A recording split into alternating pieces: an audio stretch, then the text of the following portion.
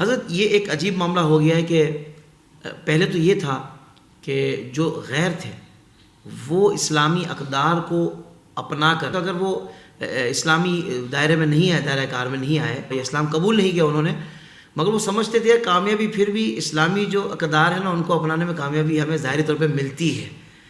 آج عجیب معاملہ ہو گیا کہ یہی کلمہ کو مسلمان دوسروں کی چیزوں کو ایڈوپٹ کر کے اور اس کو کامیابی کی ضمانت سمجھتے ہیں، چاہے وہ اسلام کے خلاف ہی کیوں نہ ہو۔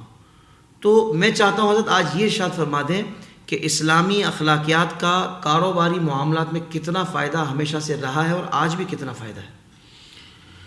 سبحان اللہ الکریم، ہر شعبے میں ہی فائدہ ہے، سبحان اللہ۔ ہر شعبے کے اندر آپ یقین مانیں، راہ گزرتے ہوئے بھی اسلامی تعلیم پر چلیں گے تو وہاں بھی فائدہ ہے۔ سرور عالم علیہ السلام نے فرمایا راستے بیٹھا نہ کرو، بیٹھنا ہو کوئی تمہیں سلام کرے تو سلام کا جواب دو اور نگاہوں کو جھکا کے رکھو۔ یہ صرف چند گھڑیاں راستے میں بیٹھنا ہے، یہ اس کے لیے تعلیم ہے۔ اللہ جہاں تک کاروبار کا معاملہ ہے تو کاروبار میں آقا علیہ السلام نے دیانت، صداقت، حسن اخلاق کے فضائل بھی بیان کیے اور اس کا جو عکس کرے اس کے بارے میں وعیدیں بھی ارشاد ہوئی۔ مثلا صداقت، اس میں یہ بڑا ایک جملہ ہے صداقت، لیکن اس میں سارا کچھ ہی ہے، سب کچھ ہے۔ واہ، عیب ہے مال کا تو بتا دے، بتا دے۔ وہ جو چیز مانگ رہا ہے وہ اور ہے، میرے پاس اور ہے، بتا دے۔ واہ، کم نہ تولے، کم نہ ناپے، جو اس نے لوگوں کو دکھانے کے لیے رکھا ہے وہ کمال کے پیسز ہیں، چاہے وہ پھل ہے، چاہے وہ کریانہ ہے، چاہے وہ کراکری ہے، چاہے وہ کپڑے، چاہے کوئی بھی ہے، لیکن جب دینے کی بات آئی تو اس کی آنکھ کو چکر دے کر اس کو داغی چیز دے دی۔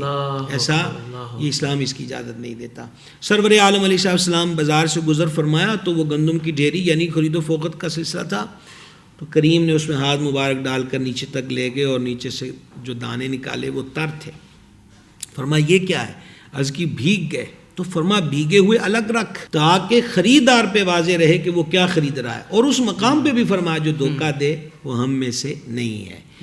ایک تاجر کا عمل خیر والا معاشرے پر کتنا اچھا اثر چھوڑ سکتا ہے، اس کی ایک مثال دیکھیے۔ خلیفہ اعلیٰ حضرت سیدی قطب مدینہ ضیاء الدین مدنی رحمۃ اللہ تعالی علیہ جب مدینہ منورہ میں حاضر ہوئے ہیں تو اس وقت سلطنت عثمانیہ کی خدمت کا دور تھا، تو وہ فرماتے ہیں کہ میں نے مدینہ منورہ میں دیکھا کہ ایک کپڑے کی دکان پہ گاہک آیا اور اس کی جو طلب تھی وہ بھی بہت زیادہ تھی، تو دکاندار نے اس سے کہا کہ آپ نے جتنا کپڑا مجھ سے مانگا ہے وہ میرے پاس ہے، لیکن میرے سامنے والا جو میرا بھائی دکاندار ہے نا، آج صبح سے اس کی دکان پر کوئی گاہک نہیں آیا، اللہ، میری سیل اچھی ہو گئی ہے تو آپ مہربانی کر کے اس سے خرید لیجئے۔ جب یہ نظام تھا تو گھروں کا نظام بہت خوبصورت تھا، سبحان اللہ۔ اور یہ جو ہما ہمی اور ایک دوسرے کی کاٹا پیٹی چل رہی ہے یہ نہیں ہوتی تھی۔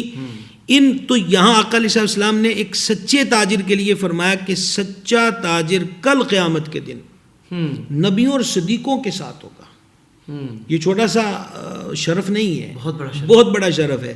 آج ایک دکاندار کسی سیاسی اور مذہبی شخصیت کے ساتھ تصویر لے لے تو اس کو بڑا کروا کے لگا دیتا کہ میرا اس سے بھی تعلق ہے جی، اور روز محشر نبیوں صدیقوں کی پاکیزہ جماعت کے بیچ میں کھڑا ہو، لیکن کرے گا کیا؟ دیانت اور صداقت۔ تو لہٰذا سچائی اور دیانت کو اختیار کریں۔ زندگی کے تمام شعبوں میں دینی رہنمائی حاصل کرنے اور آخرت کو بہتر کرنے کے لیے ہمارے YouTube channel Islamic digital studio کو سبسکرائب کر لیں اور بیل آئیکن بھی پریس کر لیں۔ قرآن سے بھی ملاتا ہے ہمارا